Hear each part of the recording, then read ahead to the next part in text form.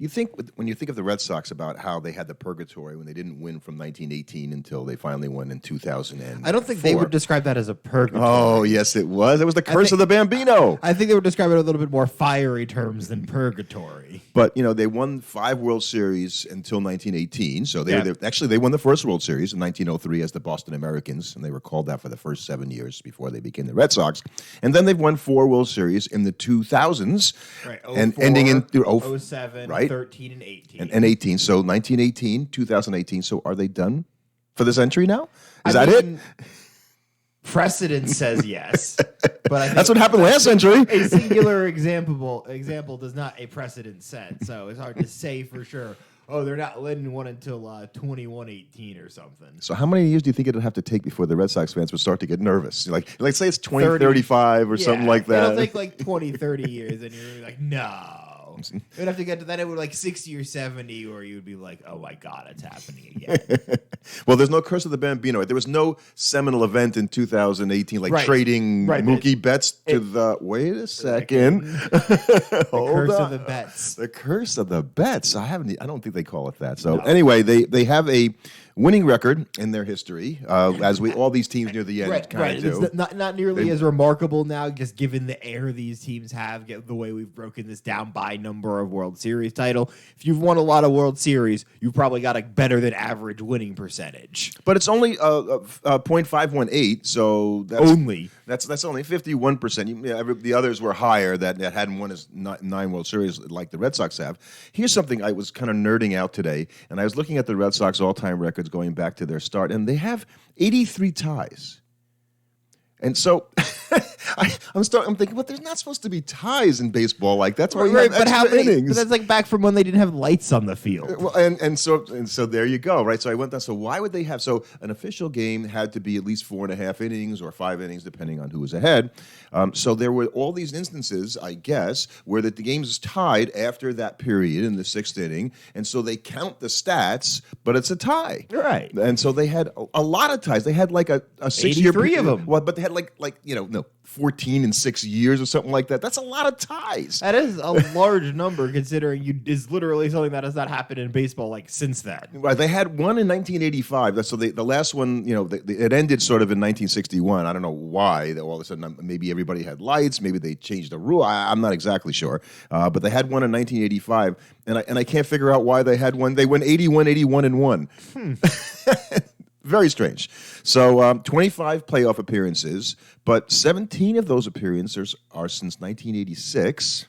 So the fact that they've had not that many, they were really good at converting early in their franchise history, because they didn't make the playoffs a ton, but when they did make it, they tend to win the World Series. And then since the 80s, they've been and I think that's why to me they seem like so much more of a prevalent franchise than maybe even the Yankees right now. Like, to me, they're almost the more dominant franchise in the overall. Well, certainly this century, right? But that's because they've been in the they've been in the playoffs in the World Series so much since the 80s. So they've certainly had a better century than the Yankees have by a long way. And you're right, they only had 8 appearances in the first 85 years of the franchise.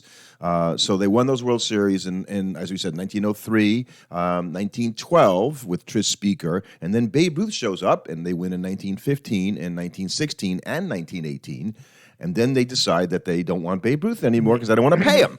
And I think it's interesting and because the guy wanted to invest in the show. You have that giant gap then, so they so much more embodied that sort of lovable loser mentality that they and the Cubs shared for so long, because they didn't even make the playoffs. I don't know any Red Sox fan that would ever refer to the franchise as lovable losers. I don't think they see them. The Cubs, yes. Right. They did, but not the Red Sox. But the Red Sox, you have that period of ineptitude then, where they basically didn't make the playoffs outside, I think, like a couple years in the 40s. Right. They went in 46 of the World Series, and they lost to the Cardinals.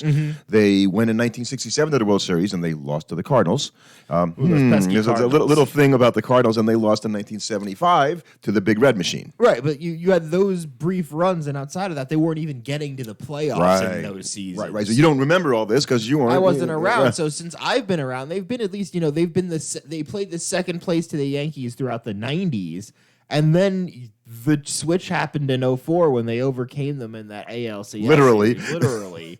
And since then, they've been the dominant franchise. Yeah. So they started off 5-0 in World Series, then they lost 4 straight, and now they've won 4 straight. So they're a streaky World Series winning team, which is kind of unusual, I think. Winning 5 in a row has got to be nice. Yes. So let's talk about the retired numbers, and we will know all of the players because they're just amazing. Right, and that's what you get when you get to these later franchises, and they have these long histories, Obviously, we know that there's going to be certain people on this list. They are career Red Sox, and you could already think of a couple guys that are going to be on here. But because I'm old and you're not, there are going to be names on here that I know of and you maybe have heard of, but I don't think you'll associate. Like the first name on this, number 1, Bobby Doerr. Doerr. Doerr was a Hall of Fame second baseman when they never won any World Series. And you'll see this is a kind of a thing. So Joe Cronin was a Hall of Fame shortstop. I've heard that name. And a manager, and he was, I think, American League president. So, again, another Hall of Famer. Johnny Pesky. Well, the pesky pole. Right, and that's how you know it. Right. So why is it called the pesky pole? Obviously because of this guy who is not a Hall of Famer and had a good career, but the beloved Red Sox. Right, that's the thing. Retired numbers are not as much about how good you necessarily were, but how beloved you were by the franchise. There's a reason why Gil Hodges has his number retired by the Mets, even though he's never going to get close to the Hall of Fame. Gil Hodges is in the Hall of Fame. He just got in on a veterans committee. Committee, but he was never. But that was a split between his managerial time and his playing time, right? I would say that. I don't know if it was a Rule B. We'd have to go back and check because if I do, I think about it. He was a guy that I think he might have done as a player. He might have done straight as a player, but he was not a big long career Met, right? No. He only. I think he had at the very end of his career. He might have played. I think he played a little for the Mets before he became their manager. Right. That's where but he's got his number retired by the Mets and because of his managerial. Right. Not because of his not because time. Of a player. No. Right. So then we get the names like Carl Yastrzemski. Okay, and then he's number 8. Ted Williams. We've heard. Well, yeah, exactly. Yastrzemski and Williams are the guys you expect to be on this list. And we talked about that in one of our comparatives, in fact, directly. Jim Rice. Who, if you know Red Sox history, you know of Jim Rice. Right. So Wade Boggs, and as a Red Sox, more than anything else. Right, which is interesting because I'd say to me he's more of a Yankee. Oh, wow. Because that's what I remember him from. No. Definitely more of a Red Sox, I think. Because when I became cognizant, he was a Yankee, then he became a Ray. And Carlton Fisk, who played more years for the White Sox than he did for the Red Sox. We've talked about this before. Right. 11, I think, for the White Sox and 7 for the Red Sox. But he was better as a Red Sox in a lot of ways than he was as a White Sox. And his numbers retired by both teams. Which is a rare feat. Not many guys have that. Correct. David Ortiz. Right. Ortiz was the guy I kind of was like, if there's going to be a newer guy on here, I expect it to be Ortiz. Pedro Martinez. And that's it. So I think that's the right amount of, virtually everybody's a Hall of Famer except for Johnny Pesky. And they didn't retire Euclid's number or stuff like stuff. Well, that might Varitek. And Varitek, it's funny because when we'll talk about the all-time great Red Sox players, I had a hard time finding a catcher better than Varitek. And I never really thought. Certainly, nobody would call him anything close to a Hall of Famer, but he might be. We'll talk about that. He might be the best Red Sox catcher. We could go to that, right? Yeah, that's a good idea. Let's do that. So we'll talk about the best players at each position, and I think I kind of run through this in a way where I think I'm just doing this, and then you can I don't know if you've even looked at it. Well, no, I have looked at it because I think when you look at certain positions, it's very easy with the Red Sox because I think. The first one you kind of come to is, what do you do with first base, and do you call it for David Ortiz? No. Right, because he didn't really ever play first base for them. He was a DH. Right. In fact, I put in this time, I put in a DH slot because I think, that's really what he was. It's tough to talk about the history of the Red Sox. He's the best one they ever had. He's the best one they've ever had, and he's so integral to the history of the Red Sox that you kind of have to mention him, but you couldn't put him at first base in this kind of context. You wouldn't want to put David Ortiz at first base. Remember they played him there a few times, and they quickly bailed on that. Pedro Guerrero, please don't hit it to David Ortiz. No, that kind of stuff. I picked Jimmy Fox, and you're going to be shocked because he's a local boy here. Oh, I know who you're going to say. Mo Vaughn. Right. And now, I think that Mo Vaughn had certainly his best years for the Red Sox. He was very good. They weren't with the Mets. They were not with the Mets. Jimmy Fox, I just didn't think he played that much for the Red Sox. He played 7 years, and so because he was so excellent, and because he's a Hall of Famer, and Mo Vaughn was really good and is not a Hall of Famer, I kind of threw him in together. It becomes as like a push almost. a little bit. I mean, I think he didn't play that many years either, Mo Vaughn, for the Red Sox. It doesn't like he played 15 years for them or anything like that. Right. So, second base, I think. I mean, to me, it's Pedroia, right? Bobby Doerr, how do you not have a Hall of Famer? Right. Right. And that is just for me. I've never seen Doerr. Right. I never saw the guy play either. Obviously, nobody has. So I put he and Pedroia tied because Pedroia is probably. It's hard for me to think that Bobby Doerr, when I even looked at his career stats, was better than Pedroia. Right. He didn't. He just played a little longer, time. played a different time, but he was a Hall of Famer. So I kind of gave him. And I remember the guy who struck out to end the 1986 World Series, Marty Barrett. And I thought, I know he played there a long time. When you look at the Baseball Reference, like he was there starting. He started there a lot for a lot of years, but that's about it. He was just a guy that started. He there started a lot, and I think it's interesting because I get to the shortstop position, and that's not a position I would maybe. And this is where I belie my lack of knowledge of Red Sox history, but I would not describe that as a position of classical strength for the Red Sox. It's funny. I thought the same thing, and then you go back and you see that they had Hall of Famer Joe Cronin play shortstop, as I mentioned, and I put him equal because he played other places, Cronin, where he had more success than with the Red Sox, with Nomar Garciaparra. Right, and it's just like, well, if Nomar... What does everybody have against Nomar, by the way? Nothing, but nothing. Guy was ridiculously good. Right, he just got hurt, and if he hadn't gotten hurt after he left the Red Sox, who knows, he might be a Hall of Famer. But I would say he only played 9 years there. Right. And Bogarts played 10 for the Red Sox, and I don't think I realized that he played 10 seasons for the Red Sox. He was there a long time. So you'd have to put him right there as the greatest shortstop. One of them, certainly. One of the greatest guys, too. By the way, the Red Sox also had a guy named Schilling who played second base, not named Kurt. Not named Kurt. Not named Kurt. Chuck Schilling. Less well-known Schilling. Anyway, so we had Vern Stevens. We talked about him a few times. We've talked about him a few times. Only played 5 years for the Red Sox. Right. And that's a difficult thing when you have, you're talking about all-time lists like this. You want guys that actually put in a pretty good number of seasons with the team. Having a singular great year, especially when it wasn't like, oh, well, he was there for 10 years, but he really only had one unbelievable one, isn't the same as he was there for 3 and was pretty good for those 3. Or in the case of Johnny Pesky, he played shortstop for them. So, and they retired his number, so he was obviously a very good player. Except that when Vern Stevens came, they moved him to third base. Right. So you don't get to be the all-time shortstop if when a guy comes in, they move you over. It replaces you. It's kind of that what happened to A-Rod, by the way, as well. So, and then you get to the outfield.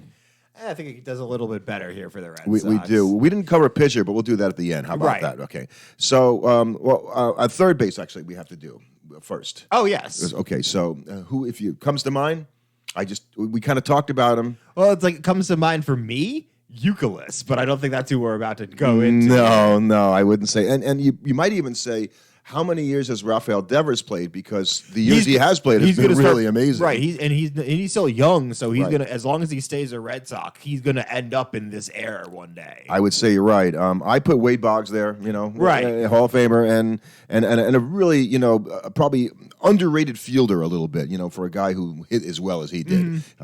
So outfielders, 2 slots are taken. Yes. Yeah, well, you could even say 3 when it comes to the Red Sox. Right. I don't know that people think, Ted Williams, and I think people would say Yastrzemski would be the 2. Well, I was going to say Jim Rice. I had him there in a slot, and then I took him out because I couldn't not have Tris Speaker, Hall of Famer, over Jim Rice, because Tris Speaker's... Just open up his page sometime. How long did he play for the Red Sox? A long time. He played a long time. He ended up going to Cleveland and obviously became the player manager. Right, because I think more of him as a Cleveland. That's because we talk a lot about the 1920 team, but he actually was on the World Series teams in 12 and in 15. Okay, and in 16 and 18. The Gray Eagle as his nickname. It's a great nickname. It is a good nickname. He batted 340 for his career. Something stupid like that. So it's hard not to put him in that list. And you would say that Yastrzemski is better than Jim Rice. I would say so too, and I would say Red Sox fans would probably agree with that too.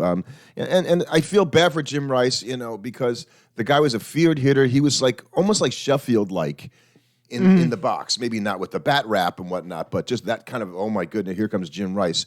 Defensively, he was a lot like Gary Sheffield. They put the good and the bad there. Exactly. So I kind of lifted, Speaker over him because he was a great defensive player as well. A guy you haven't heard of, but I remember playing back in the 80s, and he batted .303 for his entire 12-year career for the Red Sox. He's got a pretty good career average, named Mike Greenwell. Right. And I just, that's a guy that you just remember. And I just remember how good and how tough and out he was and how good a player. Not one of the greatest outfielders, but a pretty good outfielder and a guy that I remember. And Joe's brother, Dom DiMaggio, who always was, it's like, that was the Red Sox. Oh, we have a DiMaggio too, Yeah, but it's not Joe. The DiMaggio you have Dom. at home. So Dom played 11 years, though, for the Red Sox and had a very a fine career. A fine career, not Joe. But he's not Joe. Not Joe.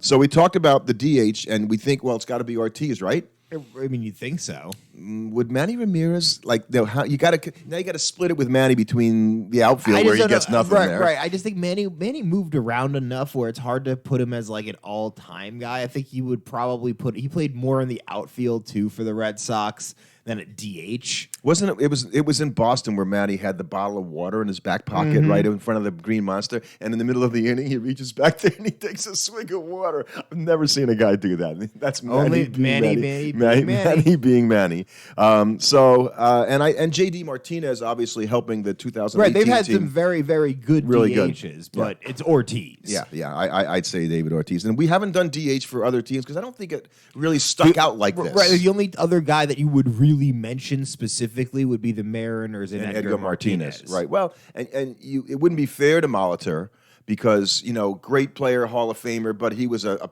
darn good infielder before he became a DH. Right. Whereas Ortiz and Martinez are much more career DHs. Yes. In a way, few guys are. So the in Baseball Reference they have the winningest manager, which is Joe Cronin. Right. Who never got to a World Series. So won a lot, but never won enough. Right. So I had the winningest manager, only managing 8 years there, Terry Francona, because how can you not? Right. I think it has to be Terry more so for the fact of he won the most important one. Yeah. He won the 04 one. He was the one that they finally broke the curse with, and I think it's hard to overestimate how valuable that was. I agree. Just given the weight that had to weigh on that franchise's shoulders, specifically because their curse was only outweighed by maybe the Cubs curse, but I would say people like the curse of the Bambino felt so much more impactful than the Cubs just not winning since 08. I'm writing a piece right now on the White Sox 2005 season, which kind of gets lost behind the 2004 Red Sox win, which that ended that streak, and then the White Sox right after that ended their streak. But it kind of got lost because the curse of the Bambino was so much sexier, lost in that kind of stuff. So I think that kind of offsets it. No hitters. I like looking up no hitters. Well, what about the pitchers? Oh, I'm sorry. So the first name that came to mind, I'm sorry. I mean, you have a lineup of pitchers when you think about it, because if I think about the team that Clemens pitched the most for, say it was probably the Red Sox. 13 seasons. And then you have Pedro. I wouldn't put Schilling in this group. 7 seasons for Pedro. But Pedro was amazing while he was there. But then there's even guys you go further back that were unbelievable pitchers for them, right? So Schilling had 4 seasons there. I thought he pitched a little more. No, he did not pitch there that much. So he wouldn't be the guy. Pedro, as I said, pitched 7. Smokey Joe Wood, you've heard that name, and he pitched 8 years, and during their heyday back in the 1910s and whatnot, he played 8 years. I even thought of Eckersley. So we don't think of Eckersley with Boston necessarily because we think of him maybe later in his career with Oakland. Maybe we know he played there. I know he played in Boston, right? So, but he was not a closer when he pitched for the Red Sox. So that was when he was a starter, right? Correct. So not there. And Cy Young, how do you have not Cy Young? You kind of have to at least talk about Cy Young. He played 8 years with the Red Sox and had 192 wins in 8 years. That's a pretty good. 192 wins in 8 years. That's 24 a year. That's pretty good. That's on an average. But he played more for the Cleveland Spiders. And so I guess I'd give it to Clemens over Cy Young, or maybe you could call it a tie if you want to. But that's Clemens was there for good 13 years, and I think that kind of can't be underrated. So, and by the way, we mentioned the the catcher position, it being Fisk, and pretty clear. And we mentioned Varitek, and Varitek played all 15 years with the Red Sox. Right, he was a career Red Sox. That dude's guy. a Red Sox. Right. I could see his number being retired one day, just for. Right, I think wasn't there buzz about him being a manager at one point? I don't remember that. I thought so for some reason. I don't remember that. Had they won the '86 World Series, I think his number would be definitely retired. Yeah, he was on that. Rich Gedman was the catcher on that team. You're right, he was later than that. Yeah, right. Varitek was much later. Yeah, than yeah, that. you're right. I'm wrong about that. But anyway, had he won any World Series, He might have won the 04. Yeah, I think you're right. He might have even been on the 07 team, but I definitely think you're he right was again. on the 04 team. Yeah. So maybe his number will be retired. He could get retired one day. You give the primary catcher on a World Series winner or two, Right, and a beloved guy like that. when you needed it, like you said, more than anything. So the Red Sox have 18 no-hitters. That's pretty impressive. Cy Young is the only pitcher that has 2. That's even more impressive. So the guy named Babe Ruth Threw a combined no-hitter in 1917. So what he did is he was tossed out in the first inning for arguing as a pitcher. Mm-hmm. So there were no outs after on a walk. Okay. He tossed out, and Ernie Shore comes in and pitches a no-hitter. 27 outs. So that's a combined no-hitter. So he gets credit for the no-hitter because he pitched to like one guy and then got thrown out of the game? That would be true. Wow. So it, in fact, was the first combined no-hitter in Major League history. That's got to suck for Ernie. Shore retired 26 in a row. Oh, right, because what happened was they were ejected for arguing balls and strikes. I guess both Ruth and the catcher. So they throw them out, after the walk in the first batter, who then was caught stealing. So 27 guys batted in this game. Nobody got a hit, That's and funny. only one guy. So that's wild. I don't think see. That's a great story. So that's why I mentioned it. Rookies of the year. Mm-hmm. Dustin Pedroia in 07. Garcia Parra in 97. My favorite went to my alma mater, and so I got there after he was gone, and he was a star at USC. Fred Lynn, and he came in, and in his rookie year, he won the MVP, and he won Rookie of the Year, and they went to the World Series and lost to the Reds in that game. Yeah, that would have been an amazing season to have all of that. Carlton Fisk, Don Schwall. I don't know that guy. Nope, me neither. And Walt Dropo was a name I know, but he was a first baseman from 1950. So those are the rookies of the year for the Red Sox. And considering the Dodgers have 18 or something like that, they actually have pretty respectable showing for the Red Sox, all things considered. Well, I would have thought they would have had more. Probably. I think it's more the Dodgers are the outlier. The Dodgers had 4 in a row. Right, exactly. They're the outlier here. So I think they have the ballpark, right? If you ever, that's the only ballpark they played there starting in 1912. So I don't know who they were. They played for the first 2 seasons. Yeah, I mean, the Braves had a bigger stadium. I think it was called Nickerson Field, but I don't know where the Red Sox play. They might have played in the same place. I gotta think that the Red Sox identity seems so tied to Fenway, the same way the Cubs identity is tied to Wrigley, that I really can't see them ever playing at a different stadium. Like, it just wouldn't feel right to see the Red Sox playing in a different without the Green Monster. It's so much part of that team's identity. And that neighborhood right around Fenway Park is amazing. It is Red Sox. It is Red Sox culture. And it's so cool that the stadium is just right there in the middle of downtown Boston. Like, that's cool. You've been to Wrigley Field, but you haven't, I don't think, been to Fenway. I've been to Fenway. You have been to Fenway? Okay. I've been to a couple of games at Fenway, and the one I remember the most was a game around 2000. Pedro Martinez. Pedro Martinez struck out 12 Minnesota Twins and made them look feeble. I think he pitched a one-hitter. The game was really fast. It was, and he was just unhittable. It's just like, wow, I don't know how anybody can hit that guy. And so that was really, and had unbelievably good seats for that. You were right behind home plate. So it's a fun place to watch a game. It's a fun place to go in the summertime and sit out in center field and bask in the sun. And it's just,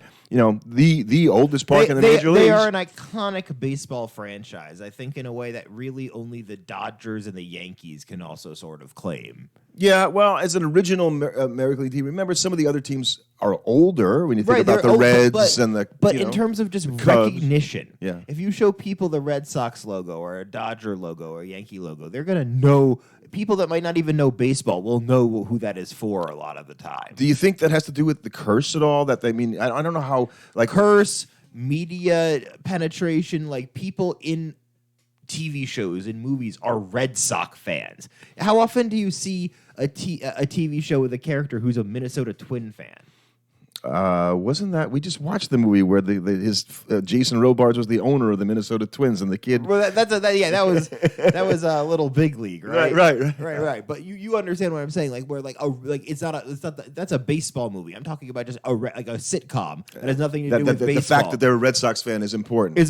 That'll come up with that won't. You don't see that saying. with a lot of the other franchises. That doesn't happen as often. Now that's in part because TV shows are set in Boston and in New York and LA, so it's more likely for characters to be fans of those teams. It's interesting because it makes me think of Cheers and Mayday Malone, Sam Malone behind the bar was a Red Sox pitcher. Right, exactly. That means something when they're unique in that way. That allows that franchise to live a bigger overall part of baseball's mythos because they're talked about in a way that other franchises aren't. You could talk about fictional characters who are Red Sox fans. Right. And now the Red Sox, in the American League East, if you had to look at their current situation in terms of what their prospects are. They're probably wishing they were not playing in the American League East. I think I was going to the same place. I mean, are they not a fifth-place club in your mind right now? They're a fifth-place club, and it feels unfair because I don't think they're a bad team. And they got a great manager. And they have a good manager, and they have good players. And Alex Cora.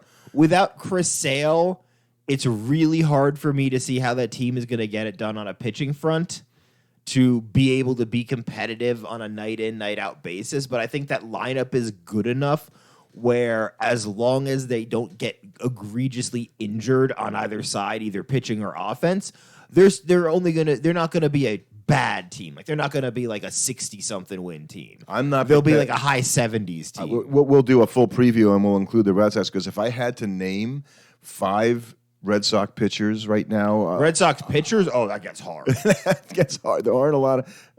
Right, I think I'd be naming a lot of guys that used to pitch for the Red Sox. Well, that's just it, and that's what you mentioned about Chris Sale leaving, and he wasn't even pitching all that much for them. So we'll do a preview for them. But I think their history, and they're having 9 World Series. We're near the bitter end.